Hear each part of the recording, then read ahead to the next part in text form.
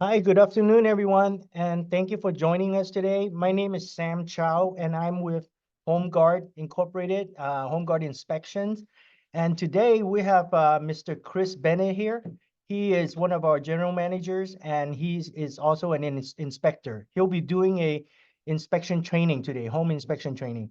And thank you for being here, everyone. I'll give it to Chris right now. Thank you. Thanks, Sam.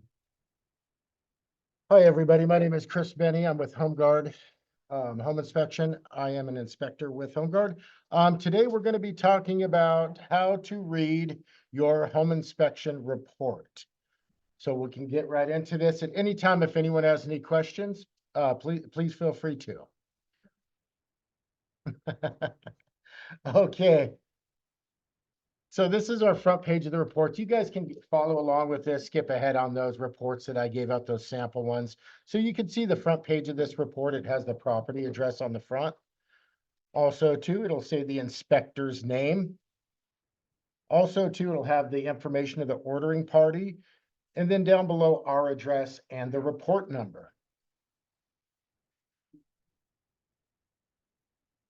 We always recommend, please read the entire report. The table of contents will allow you to locate specific items within the report. So if you needed to jump to electrical, it'll give you all those page numbers.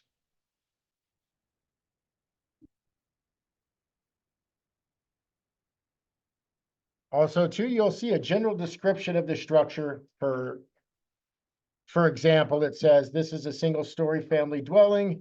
Based on the information provided, the structure was built in 1981. So our next section with the pictures off to the right-hand side, this is our immediate recommended improvements. This is a synopsis of the significant improvements of this home.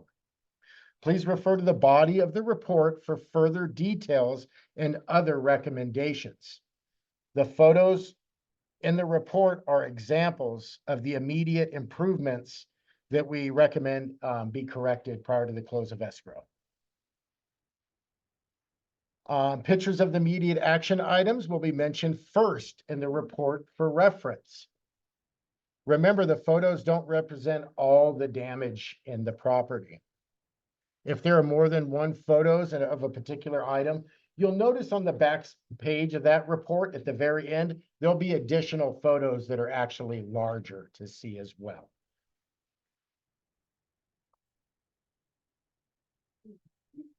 Okay. Here we have some examples of, and some verbiage of some items that we found on this particular property. You can see that we have some downspouts and gutters that have water leaks. We're going to recommend those items to be sealed or repaired. Also, we have some roof sheathing that is water damaged. You can see in the photo here. We're going to recommend that item to be repaired or replaced and further evaluated. Also, we have some rafter damage, water damage on that item. We're going to recommend those items to be repaired or replaced.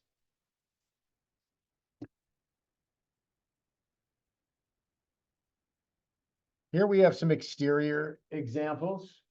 We can see that we have some water damage patio cover. We also have a raised driveway. This creates a trip hazard.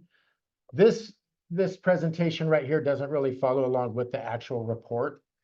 So also too, we have some deck railings. We have openings in the deck railings wider than 4 inches. Rule of thumb, you shouldn't be able to get your fist through those railings just so children can't fall through. And that item we would recommend to be replaced or repaired. Okay, as of January 1st, 2018, the Pool Safety Act became law in California. The home inspector report, the home inspector report shall identify which of any of the 7 specific drowning prevention safety items are present. The Pool Safety Act is not a requirement to inspect the pool or spa, but to inspect the drowning prevention features associated with the pool. So you can see for safety item 1, we have a mesh, we have a barrier around the pool. Also, too, we would have a mesh fence with a safety gate around the pool and an approved safety cover for number 3. Safety feature number 4 could be door chimes or door alarms. Safety feature 5 could be auto locks on sliders. Also, a pool alarm if anything breaks that plane, kind of like a garage door sensor. Okay. Here we have some electrical examples. We have a damaged outlet located in a bedroom. We're recommending that item to be repaired or replaced. Also, we have some abandoned wiring located in a crawl space. We're going to recommend that wire to be disconnected and or removed. Also, we have a bedroom switch that is faulty, which we would recommend to be repaired or replaced.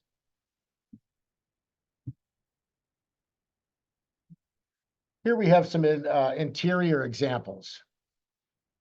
We have some water damage located on a master bedroom ceiling. We would recommend that the source of the leak to be found and the patch to be repaired. I'm sorry, the stain to be painted or repaired. Also, too, we have a dishwasher that was noted to be inoperative. We would recommend for this to be repaired or replaced. Also, too, we have a hand railing that's missing on the interior staircase. We would recommend for one of those to be installed.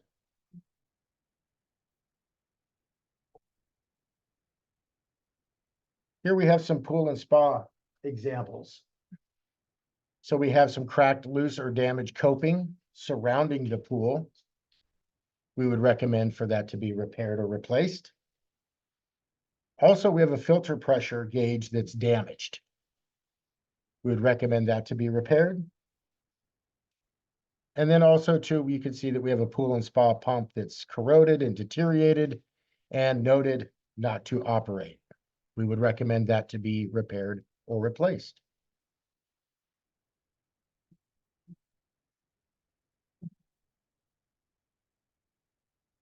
There's 3 components in each section. Item description at the top is a list of what the inspectors look at.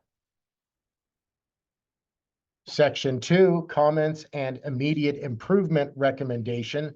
These are direct comments that and conditions observed at the time of the inspection. And then the 3rd section, we actually have limitations. Limitations are further declarations of what the inspector did not inspect regarding the scope of the inspection.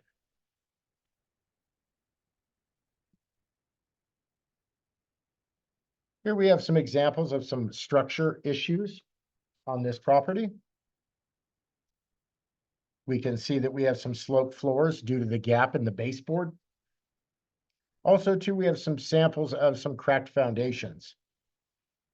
We can see that exterior crack there. We would recommend further evaluation by a licensed contractor.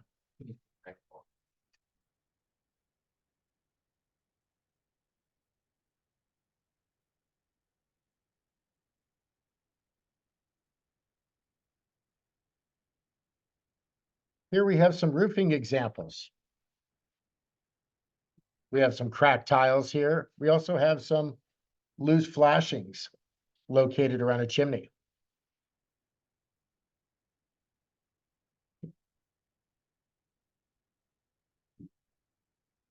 Roofing downspouts, common leakage areas. So around the gutter downspouts, we can see here that we have leaking elbows. And that we can see also too, we have gutter seams that are leaking as well.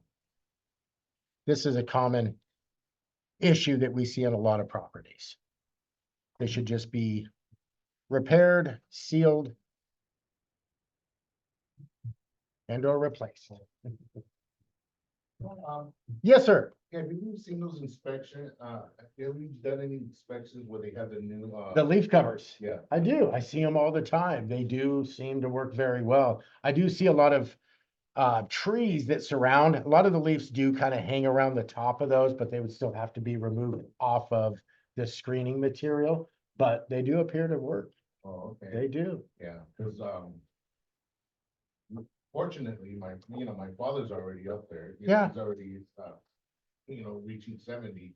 So we pretty much take over and do all that. Yeah. You know, we go up there with the ladder and, Scrape 'em out. hose and spray everything out and clean everything, you Yeah. know, and especially now, when it gets windy and stuff, but like around the Yeah. fall. Yeah. But yeah, We always recommend too, trimming back any vegetation of trees overhanging rooftops, just so it doesn't dump all that debris on top of the roof.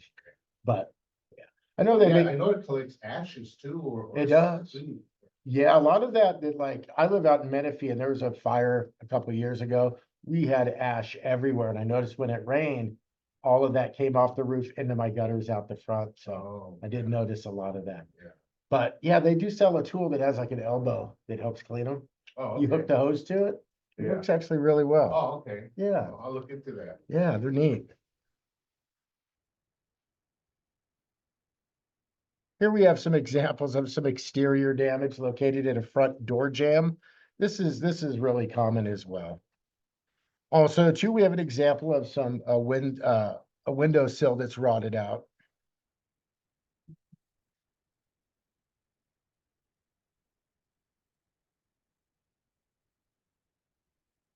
Here we have some examples of some electrical issues. You can see that we have some breakers here that are double tapped. Each breaker should have one wire that goes into it. This is an example where they're grabbing power to take it somewhere else throughout the house, like when they'll do a remodel or a unpermitted room addition. And typically that'll create an excessive heat on that breaker and cause that to fail. Also, too, we have some abandoned wiring here that's tucked up underneath the side of an opening in an exterior wall.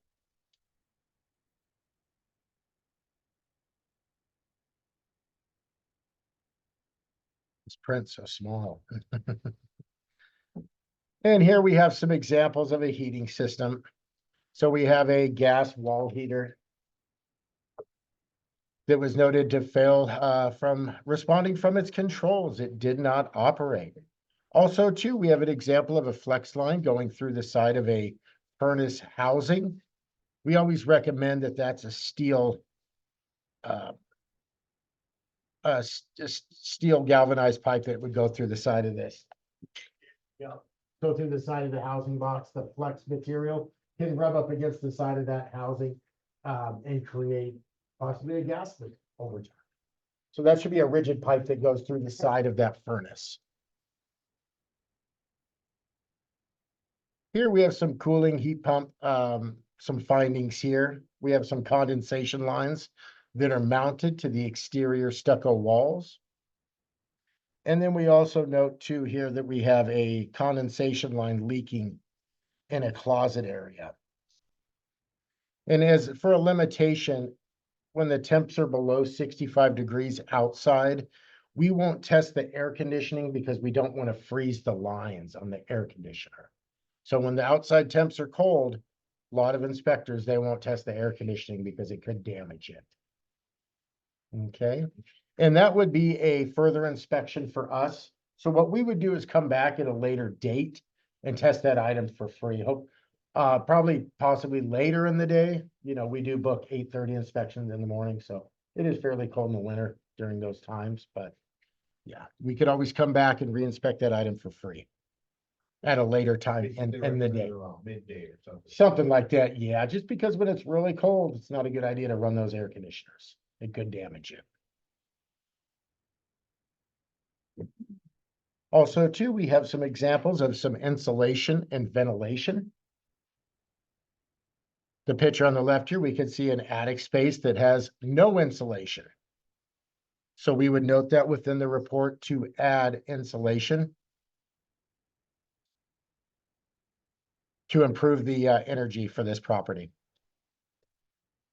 Also, too, we have an example of a vent from a bathroom that's, an exhaust fan that's venting directly into the attic space. It needs that vent stack to go up and above the roof.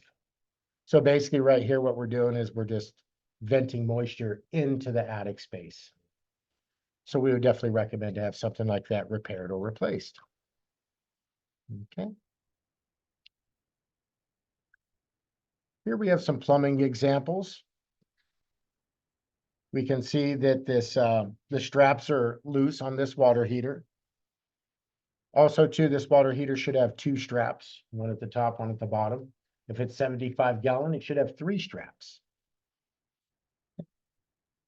Also too, we can see an example here of a spray nozzle that did not operate at a kitchen sink.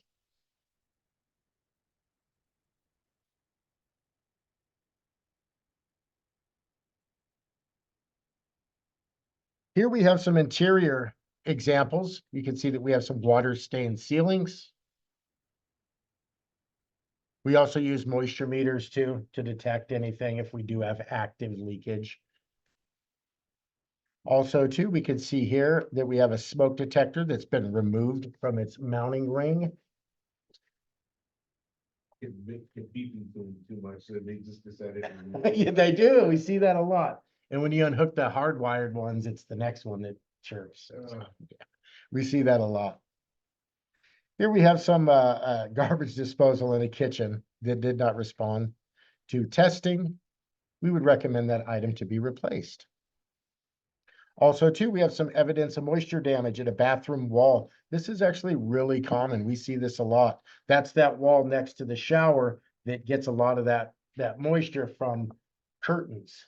You know, we always like to see like the actual enclosure where the doors shut and slide. Seems like all the houses that we inspect with the curtain, we always have this water damage on both sides of the shower tub.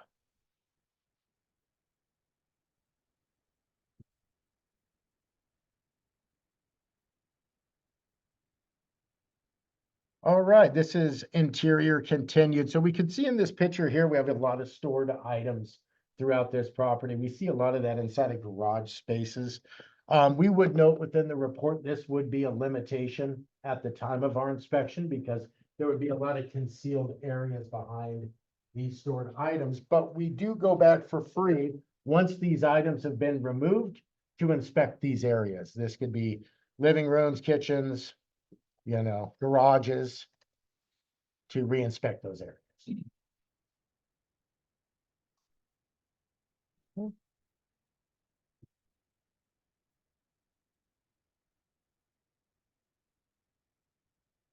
And it says a refresher photo, a picture of the immediate action items will be mentioned first in the report for reference. Remember, the photos don't represent all the damage mentioned in this report. If there are more photos than one, a particular item, it will be found toward the end of the report, which we went over. So inside of that report, you'll see on the main section on the right where it has the action items, it'll say photo 1 and 2. So photo 2 would actually be in the back because it would be a secondary photo of that one item. And do you guys have any questions about any of the home inspection? It's not about what you were just addressing. Yeah. But on a carbon monoxide, Yes. because sometimes you see them high, but carbon monoxide rides low, where do you suggest? You know what? I would read the back of the packaging because a lot of them are different. Some of them say 3 feet off the ground, but when I'm out in the field inspecting, I see them all over the place on the ceilings. So it is, it's kind of a gray area like it is. Some of them, like a lot of them you'll see that are mounted around, you know, thermostats Or in near the hallways. yeah, Or Yeah. near the fire thing too. The smoke detector, a lot of them, I always recommend the 2-in-1s, you know, but they should be mounted prior to the sleeping quarters. So also what I see a lot too is that we'll have an upstairs bedrooms and then a downstairs bedroom. There needs to be a carbon monoxide at the downstairs prior, yeah, to that sleeping quarters. Carbon monoxide usually in the wall, What's that? designated in the wall, not on the ceiling. Yeah, a lot of them are on the walls. A lot of them I see, yeah, again, they're about 3 feet off the ground. So you're putting them at Just so. prior to the sleeping quarters. So if you have a long hallway with 3 bedrooms, you recommend to put. Prior to the hallway going into the hallway, but let's say that you have a garage that comes in that hallway too. I would do it that way too, because a lot of times Oh, our gotcha. gas stored items are in the garage. There's a lot of furnaces, water heaters. You know, like, let's say that this is a living room, that's a hallway to a bedroom, that's a hallway to a bedroom. There should be one prior Okay, to got it. each. So you kind of have to think like, That's good too. I like that. absolutely, right when you come in through that fire door, there should be one there. Okay. I always recommend the 2-in-1, so you don't have all these Yeah. detectors all over the Yeah. place, you know? Yes, sir. Yeah, if you go to Home Depot, Yeah, you look at those, before you buy. Yeah. You could look at the package, there is designation. that's what I recommend, reading So what when, the, when I put in my smoke detector, yes, sir. my carbon monoxide, I follow that. They usually, they usually recommend stop on the wall, along the wall. Yeah. Before the bedroom. Yep. The first and the garage. Yeah. How many depends on how many doors you have. You don't put it in the ceiling, Yeah. carbon monoxide. Yeah, and also too, smoke detector should be on the outside of a bedroom hallway and the inside too as well. Okay. There should be inside. And plus too, our report, when you go through that, it will actually give specifics about carbon monoxide and all that information, which is actually really nice. Yes, sir. On the stains on the mostly we see some stains on the ceiling on master bedroom. Yeah. What is usually what is the most common? Typically, it could be from a roof leak. Usually it's a roof leak. We'll get up inside of the attic space and we'll look for those older stains inside of there. And then I like doing inspections in the rain. When I'm in that attic space, I can see where all of those leaks are coming from. But again, we use a moisture meter on our leaks to determine if it's active, dry. So, but a lot of it too is plumbing lines that are concealed in insulation that we can't see that. So that's why inside of our report, we would recommend a further evaluation to remove some of that insulation and really go through and, try to find that leak. So if we have recommendations for that, for the stains in the ceiling. Yeah. If the seller should find a roofer. Yeah, we're gonna offer that too as the home inspection, because what we're gonna do is we're gonna get on top of the roof. If it's a 2nd-story clay tile roof, we'll fly our drone over the top of that, but we can see areas where tiles are slid or past repairs have been done, with some composition, or you can kind of tell what's been repaired. So that gives me information for me when I get into the attic space, where to look, where I see all these previous repairs on the roof. So then we would take photos of those stains with inside of the attic space. And then that would be on the report, yes. Can you explain a little bit how the moisture meter works? Yeah, the moisture meter, basically, it has 2 pins, on and off button. What kind of materials are you testing? Once you press that into it, we do have some too that you just have to basically walk them over the surface. What it's doing, it's kind of sending sonar into that area, determining the percentage of moisture within that item. And I believe it detects into about 5 to 6 inches. And what are the safe numbers? I would say probably on ours, it would be a green light and it would be like 10%. Because when there is water damage, you put that thing, you don't even get it close to the wall and it's starting to go off. And you can feel it too as well, especially when we see areas with blistered paint, acoustic ceiling materials that are starting to sag. I seen ones where they painted over the acoustic. They had such a bad leak, it was actually creating a bubble with water in it. It looked like a big blister. It was insane. It's crazy. I've never seen anything like that. But it was just holding that water up in there. So, but yes, roof inspections, getting into the attic and looking everywhere for stains, signs of repairs, leaks, everything. So let's say, there's a water leak in the attic. Yep. And make the ceiling, the situation like you just mentioned. So let's say after the leak is repaired, Yeah, how about the ceiling? The I would ceiling- correct the ceiling too. I would have all of that patched as if it never happened. So in the future, Yeah. You just have a handyman or a contractor come out there to do those patches, a painting company. So you just cut, You can cut that material away, all of like the infected material. There's been water damage, you cut that all back, put up drywall, insulation, you oh, tape it, mud it, texture it. And so if something happens in the future, you know that that previous old damage, it shows. So if it happened again, it would damage that materials over again. So it'd be like, I recommend doing all those repairs. thank you. Yes, sir. What about the popcorn seal? Popcorn ceiling, we don't test for asbestos, but I'm sure you have addendums that say specific years of houses may contain that. Yeah, okay, Yeah. so not. So was it 1978 lead-based paint, and then Yeah. from there back, yeah. Yeah, so I know some people have, brand new popcorn ceiling, Yeah, and somebody said, no, that thing has asbestos. I said, no, it doesn't. Yes, it does, it does it. we don't say anything, we just say, go to a lab, have them test it for you, but if it's in that era of those build dates, Oh, yeah, no, it was like brand new, but it was a friend of mine. that Yeah. told him, and Yeah. he kept saying So- it, so- you know. like with mold, we say water damage because mold, there's 3 million species of it, and it needs to be determined under a microscope what species it is and what effects does it have on the human body. That stuff needs to be tested instead of just saying what it is. See, we don't, we just say water damage. Yeah. They're always sick. Yeah. Then they discovered, they're like, oh, wow, once they get that green, they feel much better. And I wish, as a home inspector, I could have x-ray eyes and see through walls and stuff like that, but, we have specific tools that help us with, our inspection. Yes, If you had a popcorn ceiling. Yeah.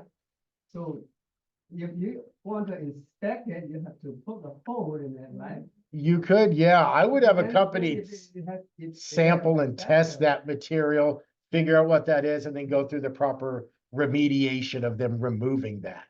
Yeah. I had a neighbor that had an older house built in the 50s. They came out there with all their tents and everything. Guys are suited up like, Yeah. and they come out and remove it, all of it. Wow, and they Even live some of in the there. flues on the old water heaters. So most of the popcorn ceiling has It could be just depending on the date, the built date of the house. If you feel that it is, have it tested by an environmental specialist. That's what I would do. Yeah, What if the building is only about 15 years old? I probably wouldn't worry about it You worry about it? because your builder wouldn't be using those kind of materials. If it had all the city permits and everything, there's no way that they could get away using those materials. There's no So way. when will be the most dangerous era? I don't know. I would probably say, I'd say probably what, 50s and 60s? 70, 80s. That material was they used that material on like the jet rockets there. I mean, it's an amazing material, but the downside is I it remember, hurts us. yeah, I remember 76 with my grandmother, I was translating. I think it 'cause was the guy- 50, 60, 70s. I was translating my grandmother about the popcorn ceiling. And all Yeah. that stuff. How about in the 70s? Could be, depending on jurisdictions and where it was located and the specific builder. My grandfather was a builder. He would do acoustic sprays on roofs so they wouldn't have to tape off the joints and do the nail holes. It was a way for them to get the ceiling done faster, but that didn't contain asbestos. It was like an actual, like, looks like popcorn material, the thicker chunks that they would spray through a gun. So, yes, When you, if I missed it, I apologize. but Yeah. When you do the inspection, and, the buyer should be there, obviously. 100%. Do you stop at the end and go over everything? Absolutely. before you We- leave? Every Okay. single inspection, we do an iPad summer where we go through all of these kind of photos. And then typically we want to walk these areas too, so they can touch and see exactly what we see. And then we don't leave until every question is answered. And then everything that we're seeing on the iPad is gonna be inside of our report. So how long do you expect the inspection? Depends on the built date and the square let's say, footage. 2004 bedroom, 2004, 4-bedroom house, probably about 2 hours. well, Yeah, composition roof, no slab, slab, no crawl space. A property like that, an hour and a half to 2. We use a reporting system on our iPads that allows us to navigate through homes very fast. So it might seem like you did a house in an hour, but we still have about an hour's worth of inputting information into that report. So how about the 20-unit apartment? We'd only do up to 4. Yes, we don't do inspections on commercial. Absolutely. So, But with our termite and our roof department, we'll do commercial buildings all day long. No problem. so it's a 4-bedroom, a 4-unit, Yeah. you just do one. by Each one, unit. each bedroom. I would love to be able to do them unit 1, 2, 3, 4, but sometimes it doesn't work like that. I'll have to go to unit 4, then down to 1. But yes, we can do all of those within one report. Each item that would be on there would have an item saying damaged kitchen sink tub located at unit 1 and 4. And then you would have those pictures too. not- So it would actually help you, like if you're doing a list for repairs, that whole front page is gonna show you the breakdown of what's what in what unit. So it is not a go by unit. Well, the report that you see right there in front of you, so go in a couple pages. And it would say, so an action item in there, it could say we have a cracked sink at unit 2 and 3. Or go by contact. Yes. Yes, Sam, I want to get it into the recording. If we have Mandarin or Cantonese speaking, he could come and translate at the end for us, so. actually, we're kind of getting towards the end here. I'm sorry, this is kind of a short lunch and learn this topic here. I mean, if you want to talk about sewer cam, we do that as well. We do termite. We also we have our own repairs team that does repairs for our roofing contracting side and our termite side. So we do all of our own repairs. So good service. We do sewer cam. We also have our own service that does our repair team that does repairs for our broken sewer laterals, tree roots, spot repairs.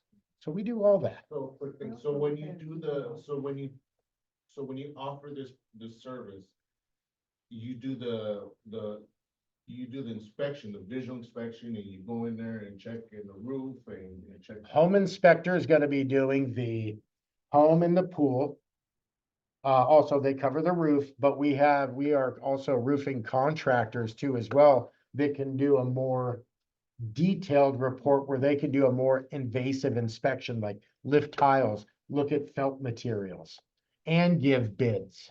So what you guys use is pretty much the basic on the roof, and then you said, okay. We're gonna note everything visually that we see on a roof that every other home inspection company, basically does. We are ASHI certified, American Society of Home Inspectors. We follow all of their practice and standards. So if you order a home inspection report, I show up, you order a termite, you could have all of these services at the same time. You'll have 4 cars show up with each individual inspectors, everybody's on the house, and you get all of those reports back same day. Okay, so the termite is a separate. Separate guy. It's not me going out there doing 10 services, Oh, okay. because I'll probably have to You stay get there it all for a day. week. Yeah. I'll have to live there. Okay, I get it. All right. Yes, sir. So, so when you does, on those recommendations, you said that you have also your people, people who can do that. For the home inspection side, we're gonna recommend outside sources where we don't give bids or prices for home inspection stuff. Termite and our roof department, yes, we'll give you a bid on repairs to the roof, bids on repairs for termite, and the bids on sewer lateral. Home inspection, that's illegal. All we can do is recommend to reach out to a general contractor or other services, but not a particular one. Okay.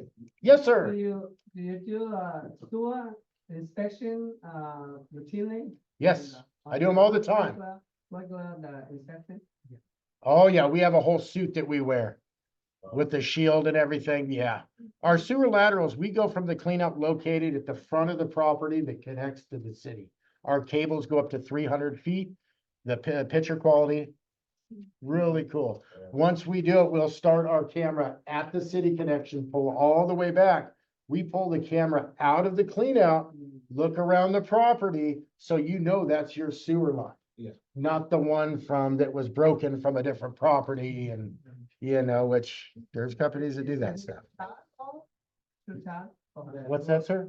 Is that extra charge? Yes, it is. Sammy has all those numbers for you. You can group all of these services together and save quite a bit of money. Because one of my clients didn't have that sewer inspection.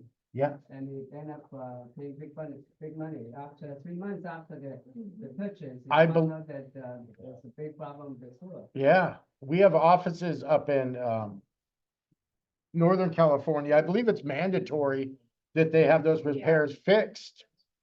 So that's where they kind of, we do a lot of this stuff. I mean, I do a lot of properties where it's older cast iron or older clay. It looks good. No issues, no problems. But, you know, you see that older house with those two big trees right in the front. Yep. Hit that roof. It's almost, you know, as an inspector, we're just trained to see this leads to this leads to that. So, you know, older houses, always recommended. Always. How many sewer opening? I see, some houses have several. Yeah, we'll use multiple cleanouts because they'll come in at different angles. We'll go through all of them. Oh, Older houses that don't have them, we're gonna recommend for, by today's standards, there should be. Because a lot of those cleanouts in the 50s and 60s on the roof, Yeah. they're on the roof. Yeah. And we don't have the insurance to send guys with, you know, 50-pound equipment and shove those. It's, you know, how many until someone does fall off, how you many know? actually to replace the sewer? Good line? question. What typically it's the digging down to the pipe that costs the money. The materials are actually inexpensive. It's getting to the sewer line. You got city permits, depends on how far it goes out. So It's a process, but our repairs department does all that. We had something where they replaced the parking from the 4-unit apartment. And it was connected from there. Yep. All the way to the street. Yep.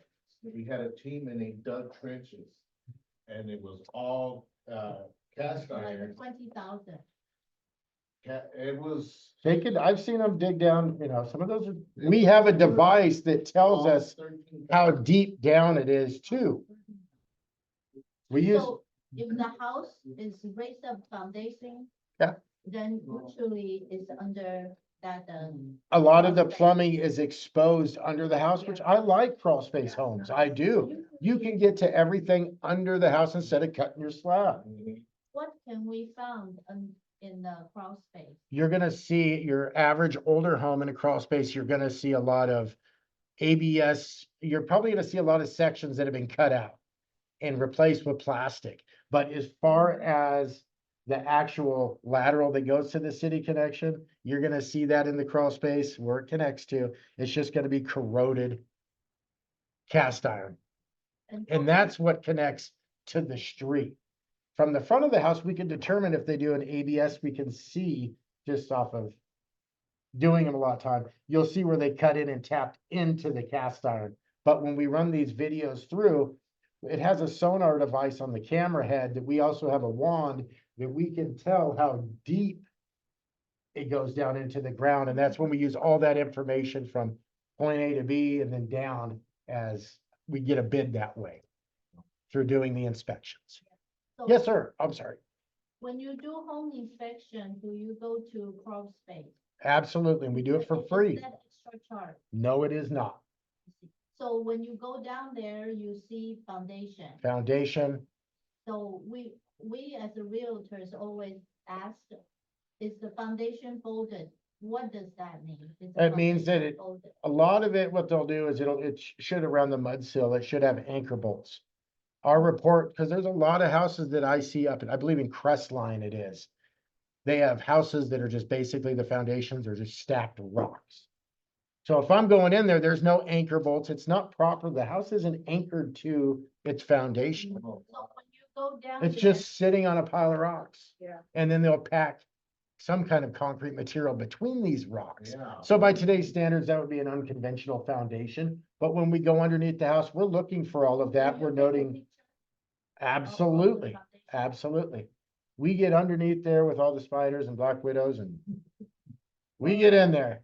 Do you, When you see us out there, you'll see us come out of our vans with the equipment and you're just like, and when we come, watch when we go in and then when we come out, you'll just be like, it must be tough. wow, we are just covered. Not only that, but it's hot and going in there. It's actually kind of cool under a house. It's actually nice. Some days when it's, you know, something like this, When you go under, you're kind of want to go under the house instead of being out in the open inspecting, you know, but we do look at everything. We take pictures of any action item, damage, safety, you know. We'll also make recommendations to probably, you know, fix a lot of items on an older foundation. Yeah. So have you ever seen When you say damages around? lateral like this, what is not inspected in the sewer? The sewer lateral is, Only lateral, that means it's only the. it's flat. from the front of the house to the city connection. Yeah.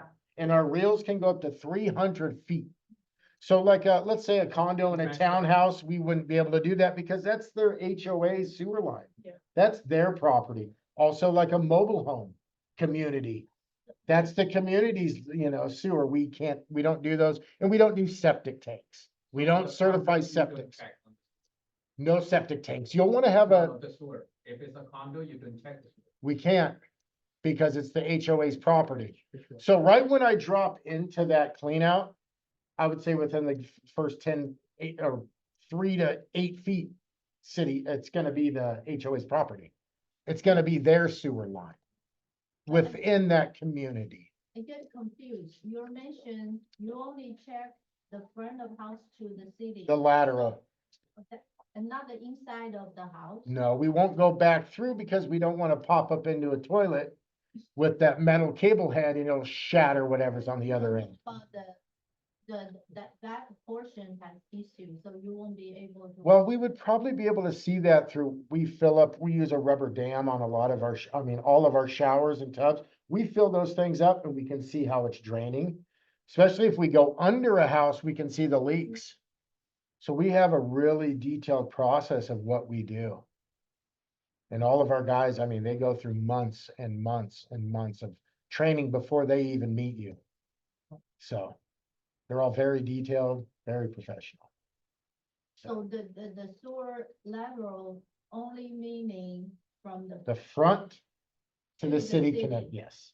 And let's say that it extends, let's say it's a house that it sits on a hillside. 30 meters. Well, the thing is it also goes down quite a bit too as well. So it's not just going out.